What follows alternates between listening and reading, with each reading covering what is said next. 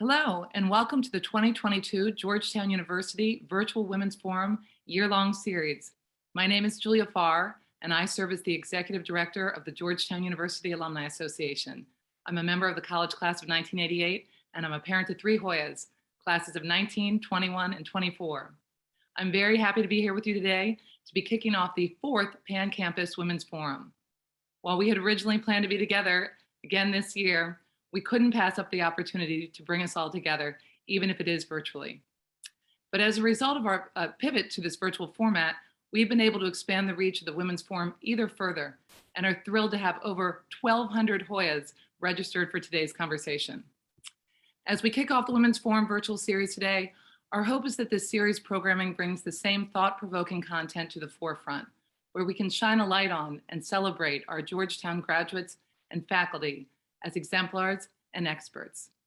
Our speaker slate over the next year features entrepreneurs, authors, wellness gurus, social media strategists, founders, chief people officers, coaches, and James Beard award-winning chefs. More than 40 different perspectives and backgrounds will be shared through the series of panels and workshops.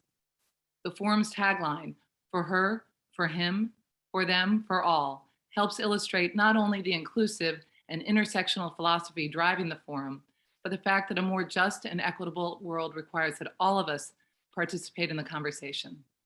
So thank you for joining today's conversation, and please jump in at any point by putting your questions in the chat. I hope you will continue and join us for many more programs that we're having coming your way in 2022.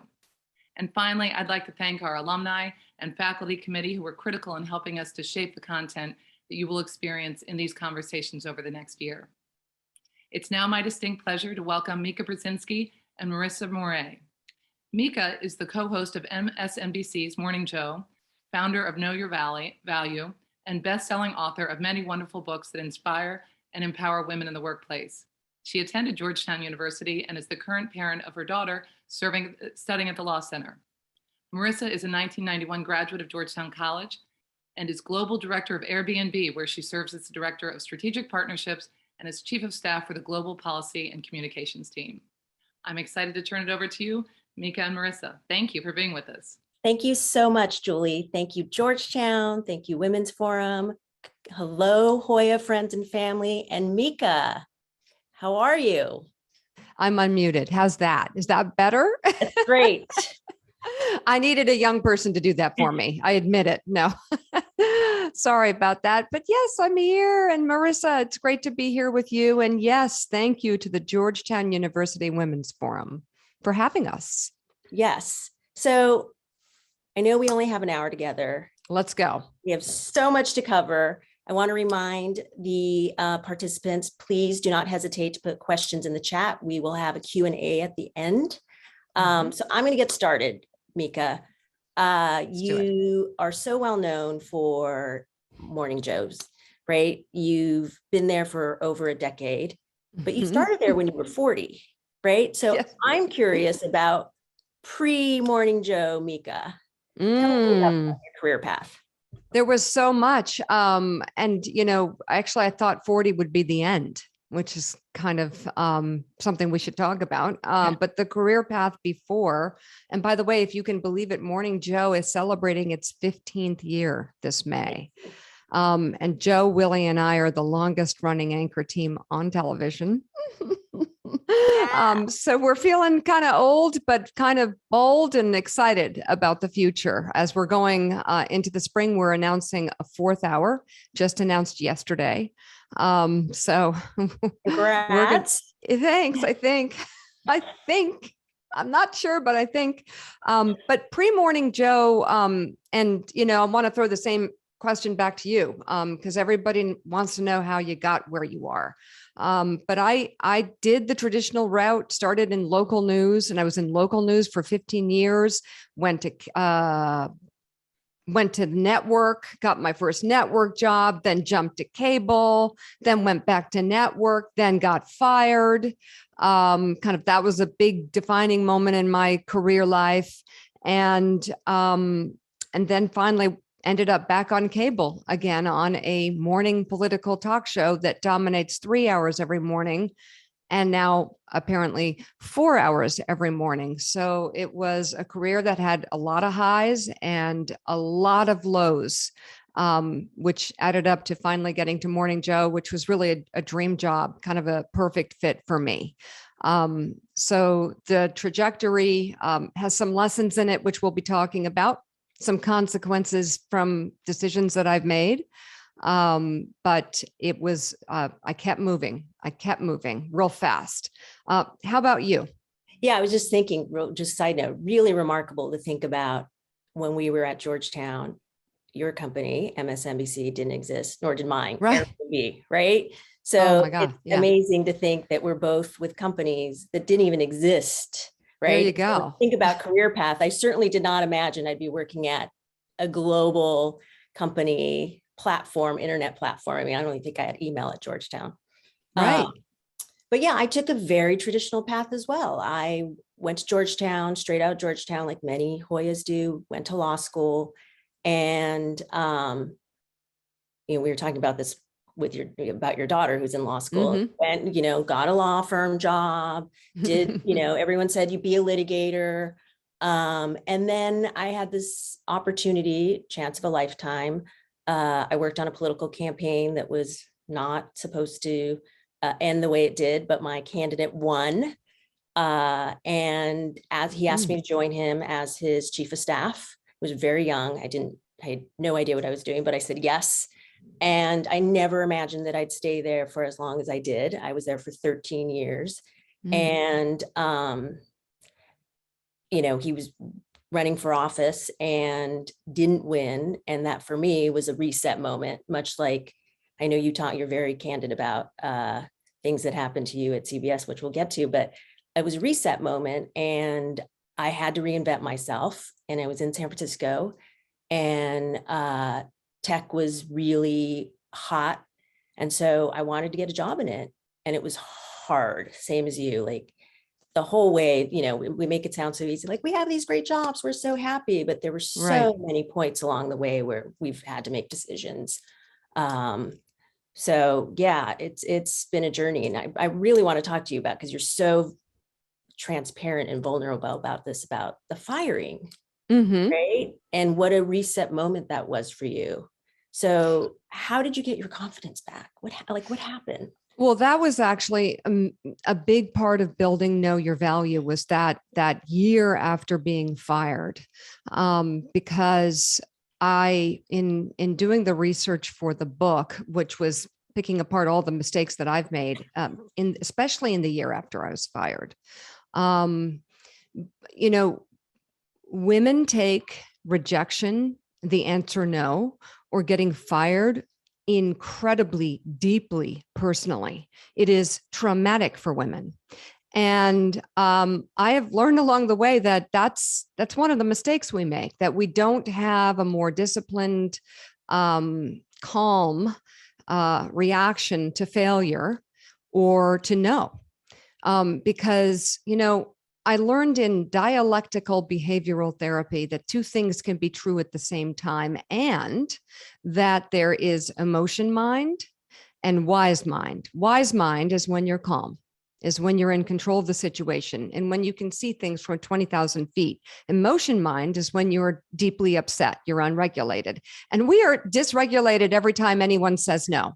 While men can get 10 no's in a day, and that's a good day for them because they know they're going to get 10 yeses. For some reason, there's this attitude about no's versus yeses that men can handle like cards, like a deck of cards that they just dealing out.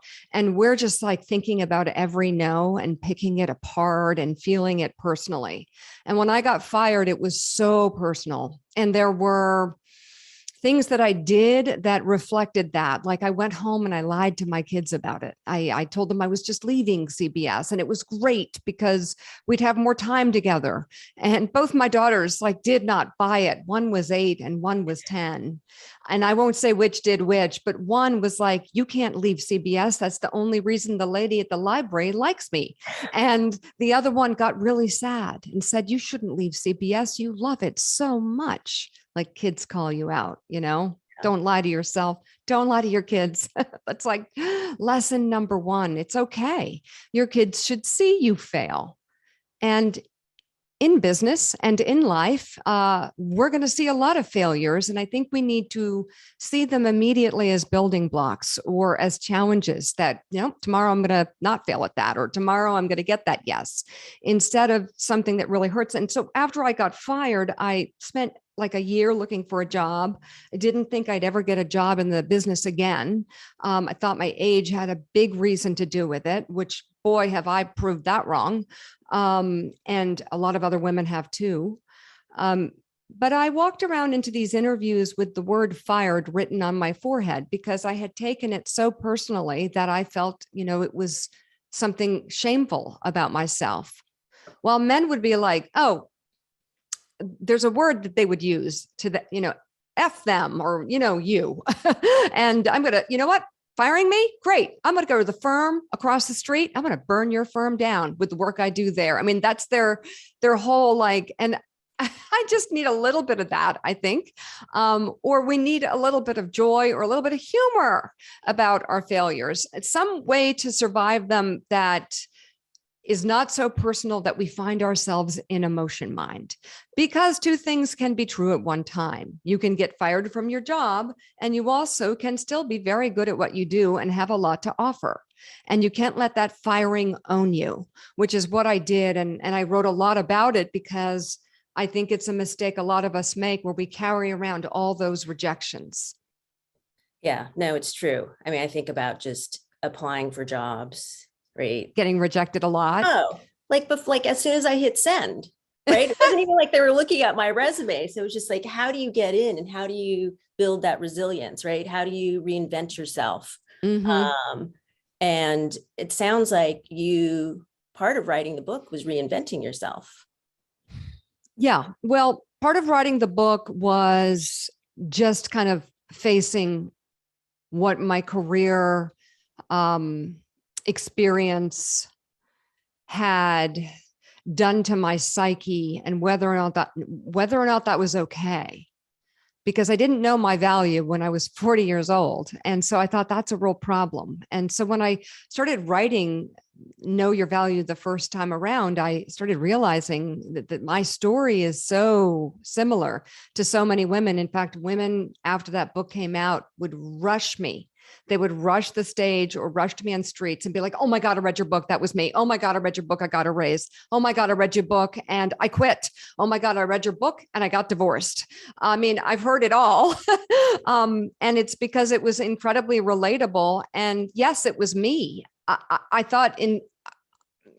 actually felt worse about some of my failures because my parents had provided incredible education for us, and it was very grew up in a multilingual family with, the ability to have a view of the world from many different perspectives, with my mother as an accomplished artist from Czechoslovakia and my father from Poland, serving as a national security advisor. And yet my issues were as fundamental as everybody else's. And that's what women would tell me. I mean, Know Your Value started as a negotiation story, but it ended as a whole concept on life. You can't get value back in any relationship unless you know yours. So I did it because I thought I had something really important to share. Well, I think it is really important. And thank you, because I have read the book and it's chock full of phenomenal advice. What's your top 3 pieces of advice from the book? Well, I actually have updated advice. I'm going to update it because I've learned so much in the past year with this partnership I have with Forbes and the 50 over 50 list. But so my number 1 piece of advice, actually, I'm going to have to put an updated introduction in the book now. You can call my publisher, because my number 1 piece of advice for every woman out there, especially if you're starting out. And Marisa, I wonder if you had similar stresses on you that were unnecessary, but don't rush. You have a very long runway. Calm down. There are so many opportunities for women that last a long time. And I think I rushed too much. I think I always felt like there was a clock ticking, that 60 minutes. Like Yeah. I always felt that about everything. And it led to some mistakes and to some consequences, some that were dire, because rushing it leads to mistakes. Yeah. And I think women always, I mean, Marissa, did you feel when you were starting out your career, like you had to like keep moving? You know, there was this like pressure. There was not only, I mean, yes, there was pressure, I think, on myself from me, from society. Yeah. Also, like That's the worst. That's the worst enemy. I was at a law firm, right? We were in Mhm. billable hours. We were, our value was how many hours of the day you could bill, right? And that, Mhm, like, mhm. that gets into your mindset, right? But I also think even for me, and I want to talk to you a little about this too, because we chose different paths, like the women's clock ticking, right? Mhm. And children and the rush, and do you have it and do you not? And, you know, I don't have children.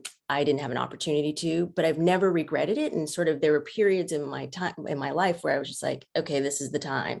And I Right. remember that there was these two women who they were giving me advice on mentoring me. And at one point, one stopped me and she's like, hold on, have you thought about freezing your eggs? And it was a Mhm. little jarring, but I was so appreciative that somebody actually had that conversation, because it's a decision, and you feel like that clock, right? So that Mhm. you have your personal clock, you have your professional clock. And, you know, I think that we put that pressure on ourselves. But you're right, the mistakes that you make when you're going so fast, you don't stop, and they're dire. They're dire. They Right? are. They are. The mistakes are dire. I mean, I can share like the worst day of my life. But I will just to tap on what you said about freezing eggs. Not sure what your decision was, but I know 3 people right now. They're in the process of doing that. And I think that it's a great opportunity for women who, you know, you want to feel right about your personal decisions, and choosing someone to marry, you know, is one of the biggest decisions you'll make in your life. And if that doesn't end up being in the cards, then that's just a really great option, because you can still have a family, or you still may meet someone. We have a long runway. We have women working in their 60s, 70s, 80s, and 90s, fully functioning. So, and you know, a lot of women in their 50s who are deciding to have children, however, are unbelievable mothers. And you would argue, perhaps, I mean, if I could start to have both my girls now, they would probably appreciate me more. I'm sure they would say that. You know, I've learned so much. So I don't think there's a perfect time to have kids. There never is. But why do you have to be forced to one 10 or 20-year period of time when you can have them? You're not. So that clock isn't ticking anymore. Which is But phenomenal, right? For this yeah, generation. yeah. But in terms of rushing, you know, I was in the biggest rush, and I don't know why. I knew what I wanted to do. And I felt like, I guess, especially in the TV business back when I started, you know, I felt like you had a shelf life. I'm not sure that that's a fair thing to say, but that's how I felt. And I worked all shifts. I said yes to everything. My first network job was overnights. And I had my second child on overnights, and I was driving from Norwalk, Connecticut to CBS News in New York City. And their dad was driving from Norwalk, Connecticut to New Haven, where he was an investigative reporter. And there were so many reasons why that led to strain in the family, just unnecessary strain. Like I had to take that job. Why did I have to take that job? You know, could I wait? Could life interrupt work a little bit and work interrupt life? I never saw it that way. And I think that's a mistake. And I think we all in the family suffered from that feeling of I had to do everything when it came. And you know, there's so many important lessons from this story. I have to tell it. And that is that I was I had my second child, Carly, and I went back to work maybe 8 weeks after. I wasn't ready to go back. My body wasn't ready. My baby wasn't ready. And I wasn't getting paid it was a freelance job. My big network break was freelance and really low pay. And I was just worried about all sorts of things that when I look back, I just roll my eyes at myself, especially now seeing the runway that women have. And the time that you can enjoy things that I didn't take. But there was one horrific day, the worst day of my life, where I came home on a Friday and I was exhausted because I never slept during the week. It was so hard to sleep and then try and get up and have time with the baby and the toddler. And I was trying to pay the part-time nanny and talk, and I was on a third floor and I was holding the baby and I literally fell down the stairs with her. And it is a gut-wrenching story. I will not make this entire audience want to press leave or start crying, but I'll cut to me in the hospital with her surrounded by doctors, wondering if her back was broken. And I hold on to the side of the wall and slide down the wall. And my face is looking at the speckled granite. And I'm pressing my face into the ground at the hospital, praying, somehow put me on that table. How did I let this happen? Mm-hmm. And it took years. She had a broken leg and she's beautiful and, graduated from Dartmouth and is a runner and, totally physically fine. And it impacted the whole family and the trajectory of our family from that moment on. See, these are the mistakes I'm talking about when you're rushing. You're rushing and something so calamitous happens that it is a trauma that you don't even know what the reverberations are until years later when you look back at it. And you want to avoid that. And there's no necessity for this rush. It was absolutely, kind of my darkest moment. And that's the consequences of rushing, among many other things that you lose along the way when you're in a rush, because you're in emotion mind. So you're not thinking. You're in emotion mind, your ability to think goes from 5 to 1. So you're missing everything. And Marisa, that's something I don't know, when you're talking to women and how you live your life, if you've taken the sense in that we've got to stop missing out on the moments because of these careers. Yeah, no, I agree. So do you slow down now? What do you do to slow down? How do you remind yourself to?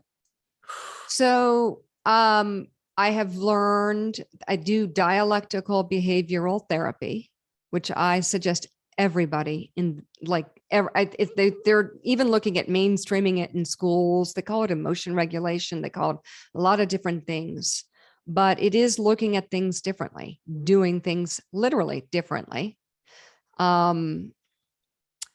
Meditating, which is something that my daughters would laugh and be like, my mom meditating, but I do it.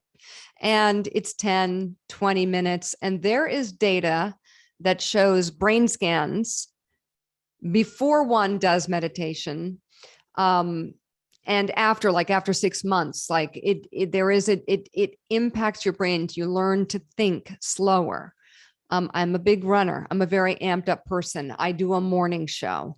I will say that now that we're to 4 hours, I am working on cutting out anything that's not fun. Anything for you that is not fun.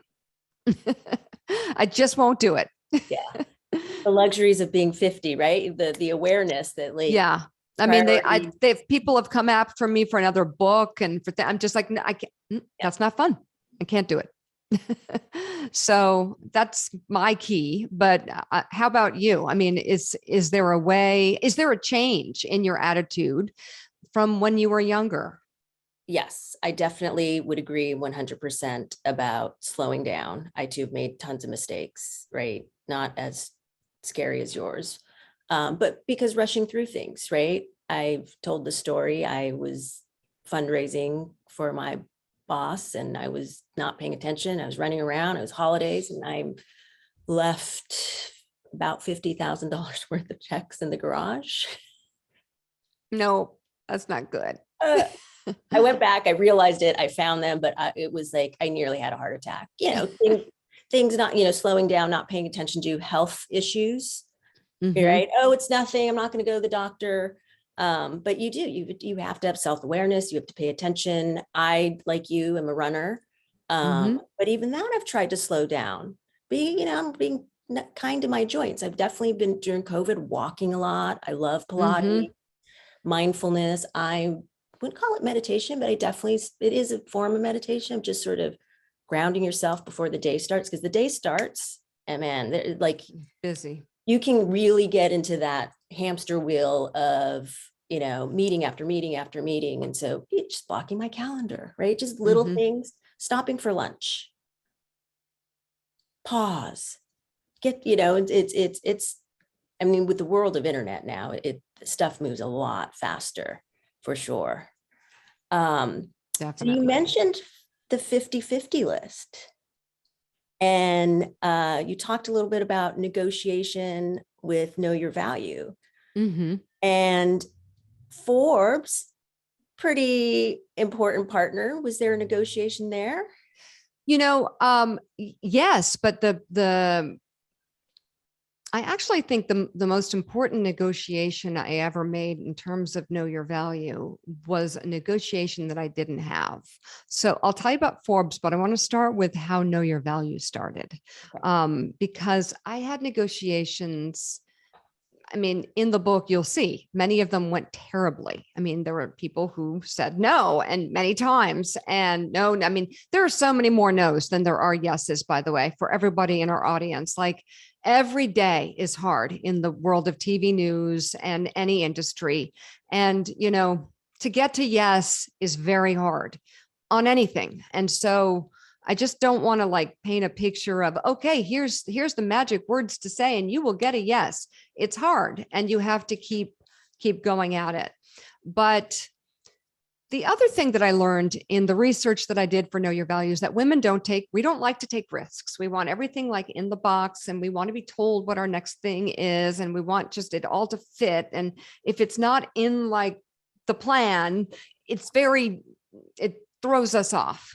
And men just innately take more risks, and always urge women to take more risks. And I popped off. No, I hear you. Oh, can you see me and hear me? Oh yeah. Oh, there. Okay. Sorry. My screen just disappeared. Thank you, Paige, young person who knows how to use a computer. We love Paige. So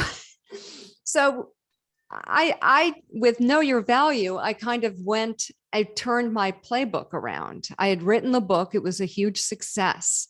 And I was really excited about the success of it, but I wanted to do events and I wanted to show a lot of this stuff on stage. And a lot of it is the basic stuff, how you walk in a room, posture, eye contact, conversation making, like who teaches you this stuff? No one taught me this stuff.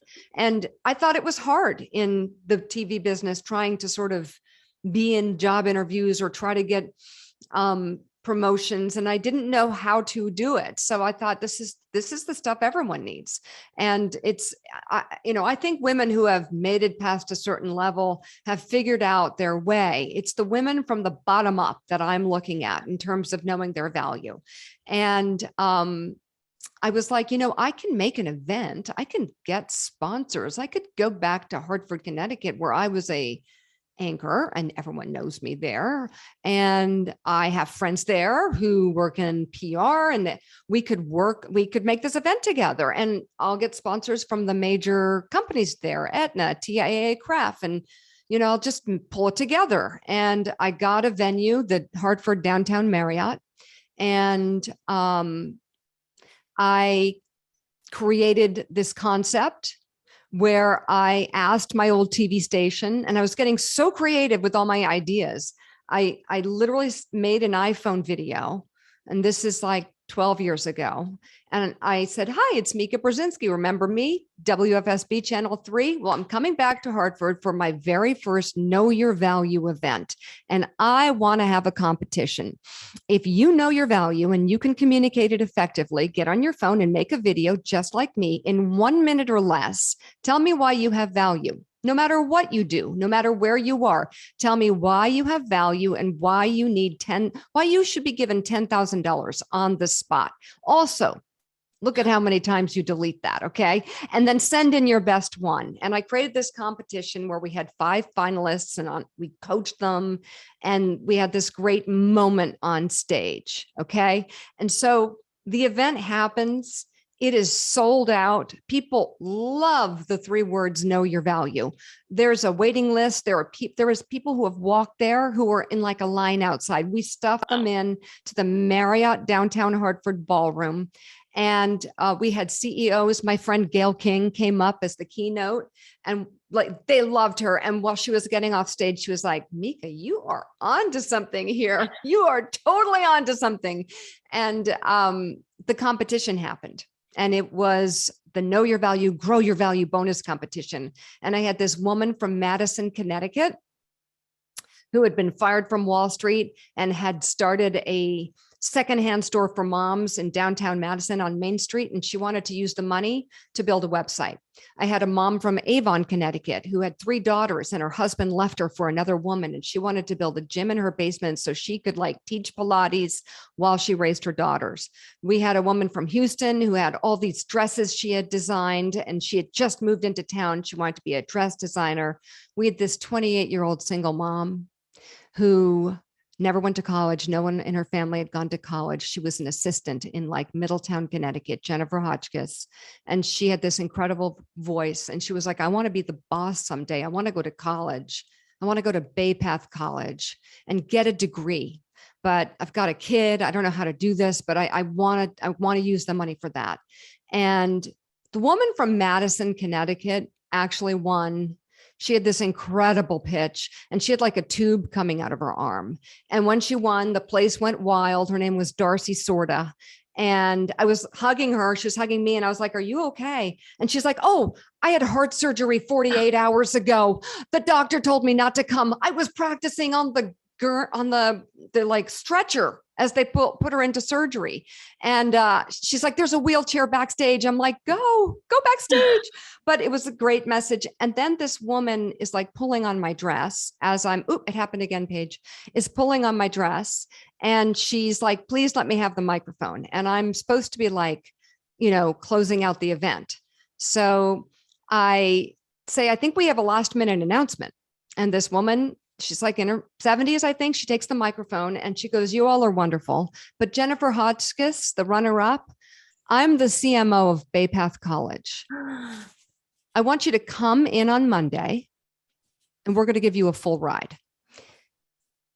The whole place like literally did what you just did. They all went, oh, and we all started crying. Everybody in the room started crying. And I started crying. And I was like, this is know your value. If you don't put yourself out there like these women did, you have no idea what could happen for you. So you've got to put yourself out there. And did we not just learn that by this moment more than anything I could have said today?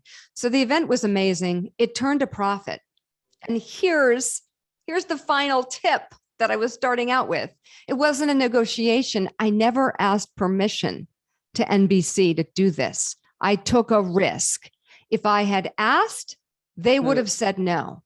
Instead, I took the receipts, I brought it to them, and I said, I did this. I think you might have heard about it. And we ended up going into partnership. And we did 16 events across the country over the past decade. And now we have Know Your Value at MSNBC. We've got a website that's flourishing. And now we've got 50 over 50, and we're headed to the big event in Abu Dhabi in March. But this is 10 years of building, all started on a risk, on something I definitely would not have been allowed to do. Yeah. So I love the 50 over 50 list. It's a list I never knew I needed. It's super inspiring, but I can only imagine how difficult it is to choose and how many people you get called from that aren't on the list. So Yeah, you know what? Well, it's an annual list. So there's always also next a global year. list, right? And there's Asia now, there's Europe, Middle East, and Africa, and the US list, which nominations are open now. Nominate yourself or nominate someone you know. But there are so many women, and that's the thing. We're in a moment, Marissa. This was not the case, I don't think, 20 years ago. Oh, I really don't. Yeah, I agree. We had 10,000 submissions in the very first list. Forbes for 30 under 30, their first list, they had a couple hundred submissions. Think about that.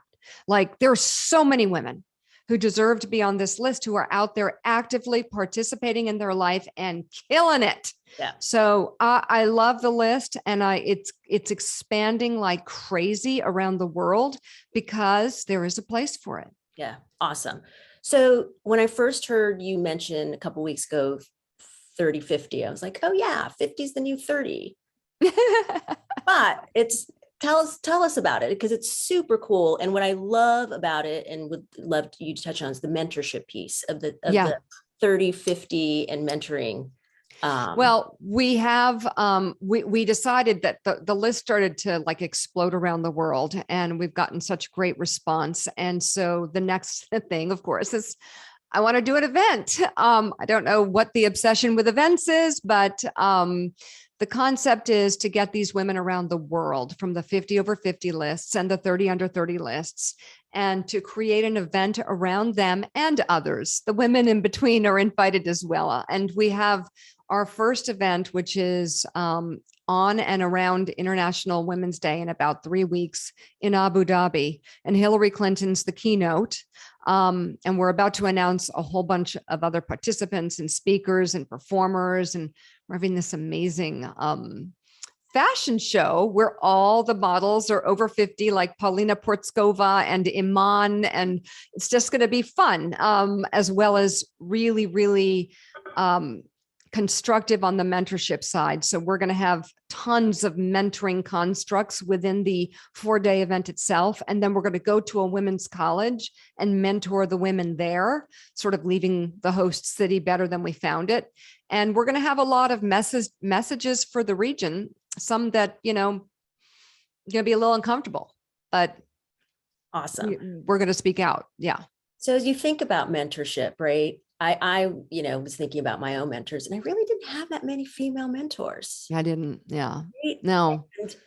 And, what role do you play as a mentor now? Well, everyone's Mika, mentor me, mentor me. No, I love it. I'm more like, I'm interested in how you do this, because I found mentoring to kind of be a word that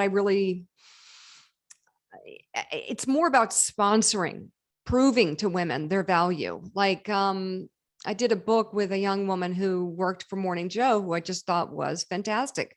Turns out she was a dreamer who had a hard time getting to where she was. And I thought her story was so fantastic. I made her co-author of a book, Earn It, and I gave her the money. And it's just sort of like, I think at this point, it's paying it forward. It's finding ways to prove to women that they have value.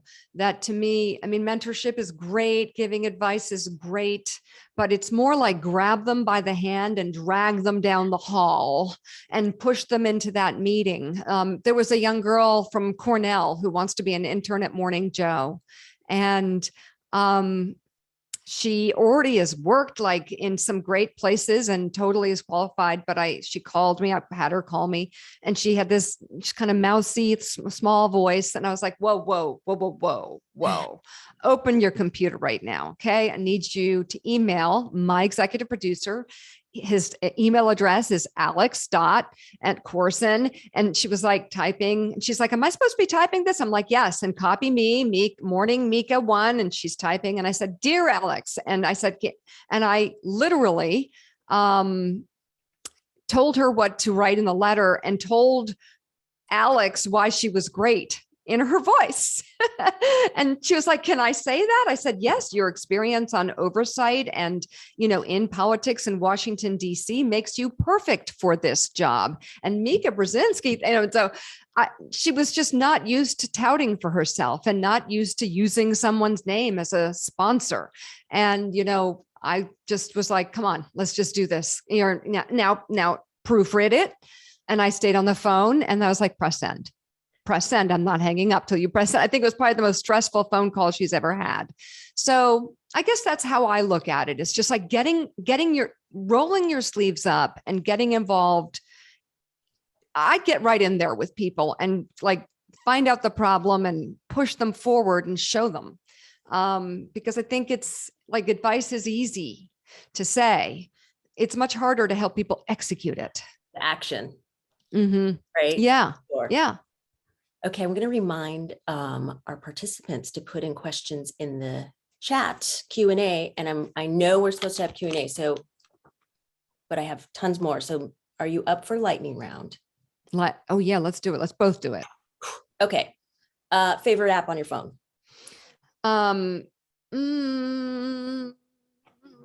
The weather. I'm traveling a lot. Sorry. Like Spotify. Yours? Spotify. Okay, hold on. I know. I'm going to find a new one. I'm finding a new one. You need a new one. I took my podcast, which does not have as many listeners as Joe Rogan. But I took it off Spotify. I just thought, no, not doing it. I'm just taking it off. But noticed that. So it was, that's the past. I'm finding a new one. Weather. Okay. New one. Okay. We did that one. Best advice you've ever been given? Well, it's slow down. How about you?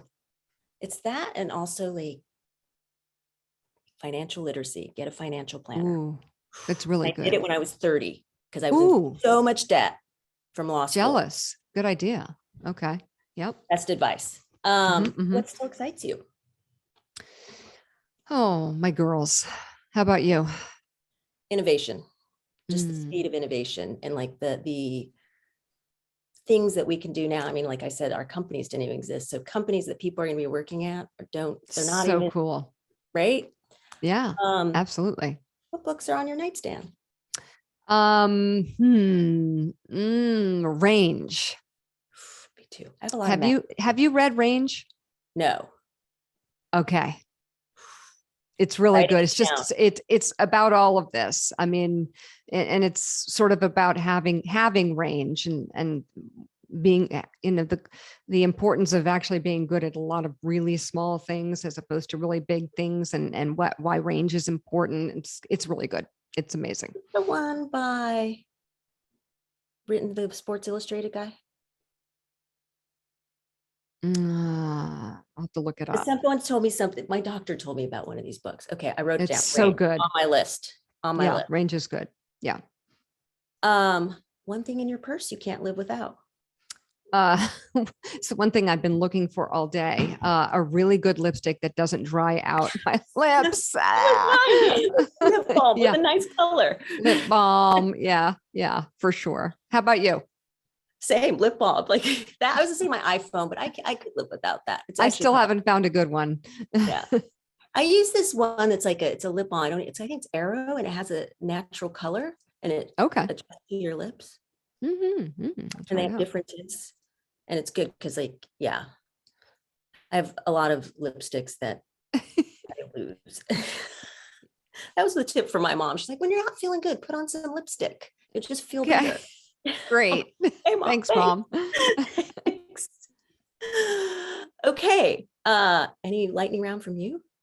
Well, so what advice you have for young women beginning their career? I think you're like endless opportunities. Don't box yourself in. Okay. How can women better support each other and empower each other? Just show up and be supportive. Don't be a hater. Don't be jealous. What can our male colleagues do to be better allies in the workplace? Step aside and let us in the door. I would say ask more questions because they're not mind readers. And sometimes I think women need a little bit of a nudge to say what they need to make it to, like, if they're really good at their job, they might need something in order to be able to sustain it. How can women break into the insiders club?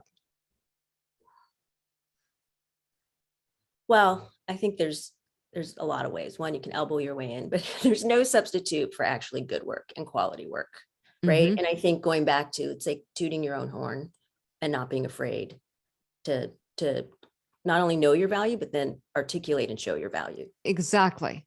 I think we often think people will notice Yeah. the work that we're doing, and that is a really big mistake. You have to learn how to articulate it all the time. And I think you can wrap it around being passionate about what you do, being excited about what you've done, and sharing it in a joyful way. It doesn't have to be, like something that you're, feel you have to say uncomfortably. Be excited about what you're doing. Can you speak to authenticity and the importance of being your true self in the workplace? I'll add to this as well. I think a big part of this is actually, sort of a side note to not know your value, but really know yourself and really Mhm. know what makes you comfortable, what makes you uncomfortable, and makes you comfortable, right? So it's hard to be your authentic self if you're not comfortable in your own skin, Mhm. right? And I say that in the way of, even when I was working at the law firm, I was my authentic self, but I also really felt like this isn't the right thing for me. There's something else, right? And so I go back to, like, you take your risks, but like authenticity is just, for me, there's the taking risks, saying things that you may be fearful of saying, sharing a little bit about yourself, but like know yourself. And so, like, until you know yourself, it's hard to be really authentic. And so I would add to that it takes a long time to do that. It takes a long time to get to authenticity. It gets a long time to get to knowing yourself and knowing your value. And I think sometimes in forums like this, it almost sounds like too simple. Yeah. And I just want to point out that, like, you start out feeling like a speck in the universe, like a tiny speck that doesn't exist. And you're like, how am I ever going to get from point A to point B when I'm just a speck, when I'm nothing?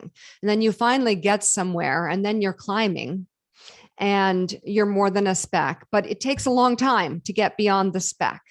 And I think a truly authentic voice comes from building confidence, from having that first job, that second job, maybe that job you got fired from because you weren't really good at it, like literally fired early on. It's traumatic. It happens to a lot of people, but experience leads to confidence, and confidence leads to authenticity, being able to sort of be your true self, have fun, be funny, be vulnerable, be all those things that everyone truly is, but being allowed to let that out comes from experience, which comes from confidence. But I define experience as some success and many failures along a lot of years.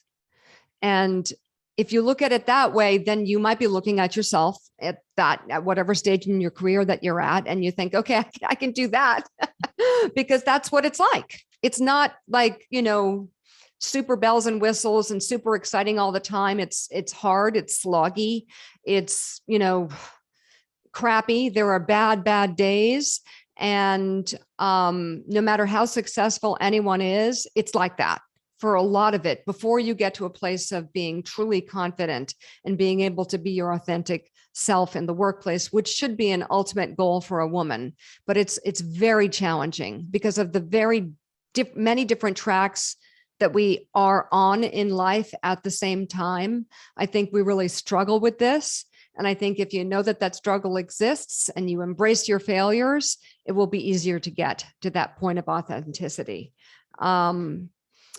Let's see, another rapid fire for Marisa. The importance of belonging in the workplace. What does that mean? Because I've got a big answer for that. Mm-hmm. Mm-hmm. I think authenticity is a piece of it, but I do think it's a culture of connection and acceptance and Mhm. really openness to learning about others. So to Appreciating me, differences. yes, and I would add to that the importance of belonging in the workplace comes from a place of being paid equally. I did Ooh, not feel like I did not feel like I belonged until I fixed my pay yeah. at MSNBC. In fact, I felt like an imposter. I felt less than. I felt angry, which is a really bad way to feel when you're on live television every day. And I think women really struggle with feeling like they deserve money and talking about money in a very practical way. Men are like, give me the money, show me the money, and I need more money. And by the way, while you're at it, yeah. right, and while you're at it, I need more money. And if I'm going to do that as well, you're going to need to pay me more. They have no problem talking about it. While we feel so untoward, we feel so uncomfortable talking about money for ourselves. But when I did fix my pay situation at MSNBC, this was like 10 years ago. That was the first day I felt I belonged, and it mattered. Every penny of it mattered.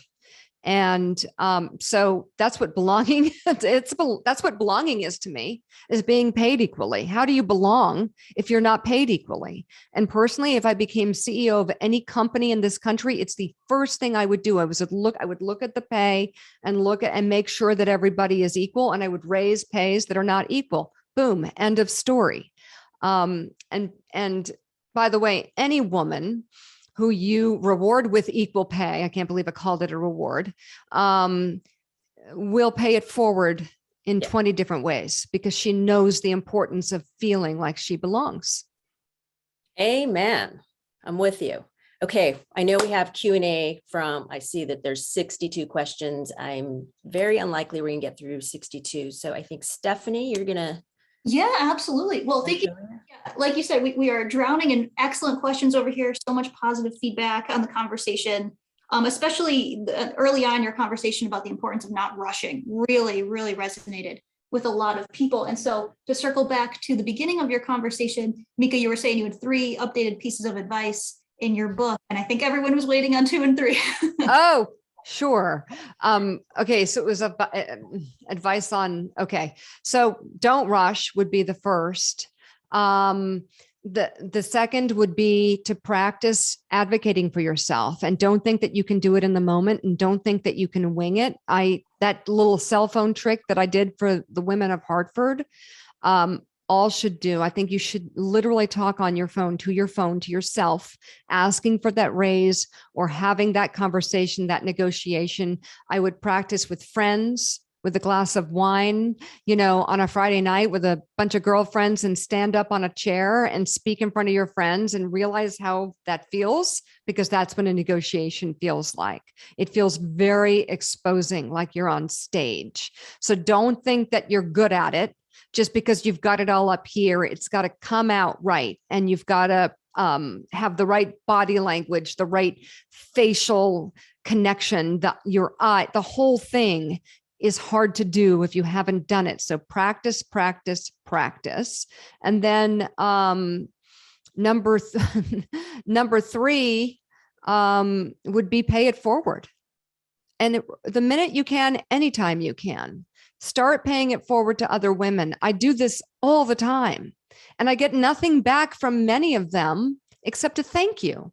But it's how we're getting somewhere. I sometimes think when we do things en masse, it's great message, that's wonderful. But you do something for one woman, and she is going to pay it forward the rest of her life the way you did. And so those are my 3 things. And I think they fit well as like a little philosophy that you'd carry around to remind yourself every day. Fantastic.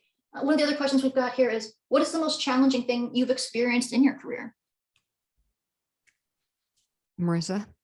Whoa, I mean, we need 5 more hours for that. No, I think the reinvent, right? I think pivoting from a very traditional profession, legal career, and going to tech, and at a startup, right? And getting comfortable with the experience, getting comfortable with the age, was a big challenge. I took a pay cut, right? I didn't negotiate well. I took a calculated risk. Working with, I reported to someone 20 plus years younger than me, straight out of college. But I learned a lot and I grew a lot. And I think, those challenges really, really help your growth. I'm a totally different person as a result of all that. I'm a lot more patient. Yeah. What about you, Mika? Well, I think the biggest challenge for me, the getting fired, but I've talked about that. I think for me, it's been the bad hours. And I have now completed an entire career of really bad hours, and the impact on my body and on my mind and on my family. Not sure how that's going to come out in the wash. And it's a decision that I've made. And it's just, they've always come back to me. I get up, really, really early, and I work a very long day. And I used to work overnights, and then I worked mornings, and I've always been sort of confronted with the concept of bad hours, and I've taken it. And it's taken a huge toll, and it just is in general, a physical and mental challenge. Our next question here. How do you find a balance between wanting to be a career woman and developing a thriving personal life? Mika, you go. Okay, I got great advice, but I have so much to say. Here's the thing. It's very important. I will say this to all women who want to have a family. That is really important, and do not put that off. And if you spend half the time looking for the right job for yourself, you got to look for the right guy. And if it's something you want, you got to look for it. And I also think that you shouldn't be afraid to say it to people that you're dating. It's not creepy at all. This is something you want, and be proud of that in your life. And I would suggest, don't forget to go for it if it's something you really want. However, you can make it happen. And there's no good time for kids or for pregnancies or for all these things when it comes to work. It doesn't mesh. There's always something that cancels something out, but that's why we've got the long runway that we built for you. Okay. So you don't have to rush, and you can enjoy one or the other, or even both at the same time, but you don't have to feel like you have to do something, cranking it out at that moment. So, my advice, God, my daughters are both like, who's this person? Because I'm like, if you want to get a job this summer, you can, but what about going in on a big trip? I just really don't believe in the rush. I really don't. It's my biggest regret in life. And so, if that family is something you want, have it, and understand it will interrupt your work, and your work will interrupt your family at times, and you'll be okay. You'll make the right decision. And work isn't going away. Work is always, look at the 50 over 50 list. It's not going away. It's not going away. I'm going to 4 hours. That's right. And then one just last final quick Q&A question for you is, what's a useful daily habit or routine that you have? Marisa? I think for me, some sort of physical activity, because it clears my mind, right? It's either the beginning of the day, the end of the day, even if it's just walking around the block, something fresh air. And I rarely miss one meal with my husband, whether it's lunch or dinner. And that's my reset moment as well, of just sort of not thinking about work, just having fun. I'd like to note that I got married late in life. So those of you who feel like you're rushing, don't rush. Don't rush. Don't rush. I run, and I've kind of really gotten into it lately. I'm a big runner. And the only thing that really interrupts that is if I have the opportunity to spend time with any of my girls, I will be there. So I have two daughters that I actually carried and gave birth to, and then I have a couple of others as well I've picked up along the way. And I love all my girls. So it's it's either running or my girls. It's fabulous. All right, well, thank you so much for joining us today, everyone, to hear from Mika and Marisa. We're so grateful to have had this incredible conversation kick off our virtual Women's Forum programming series. We have a lot more great Women's Forum programming taking place virtually in 2022, including our next event, which is on Thursday, March 24th, and that's called Putting Paper, the Writing Journey, where we've assembled some fabulous alumni authors to discuss their inspiration, the writing and editing process, and what it's like to navigate the publishing world. If you'll visit womensforum.georgetown.edu, you can get some more information as well as a posting of this recording in the coming days. We look forward to getting us all together again soon. And thank you so much. We really appreciate it. Thank you. Thank you, Marisa. You're great. Thank you. Thank you.